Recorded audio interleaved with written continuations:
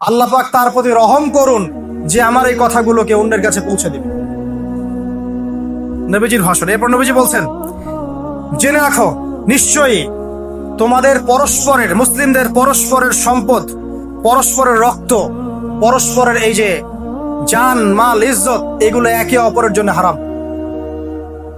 মুসলিমদের পরস্পরের রক্ত, পরস্পরের ইজ্জত সম্মান একে অপরের জন্য হারাম, এর হানি করা একে অপরের জন্য হারাম।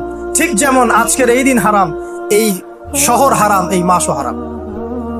নবী করিম সাল্লাল্লাহু আলাইহি ওয়াসাল্লাম বলছিলেন, জেনে রাখো তিনটা বিষয়ে যেন তোমাদের অন্তর কখনো খেয়ানত না করে।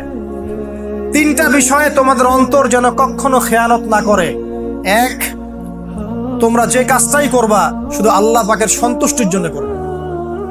তোমরা যে কাজই করবে শুধু আল্লাহর সন্তুষ্টির জন্য করবে। তোমাদের শাসক বর্গের কল্যাণ কামনা করবে। তোমাদের শাসক বর্গের কল্যাণ কামনা করবে। 3 নাম্বার, মুসলিমদের জামাতকে আঁকড়ে ধরে রাখবে। মুসলিমদের ইউনাইটেড কমিউনিটিকে আঁকড়ে ধরে থাকবে। এই 3টা বিষয় পালনের ক্ষেত্রে তোমাদের অন্তর যেন খেয়ানত না করে।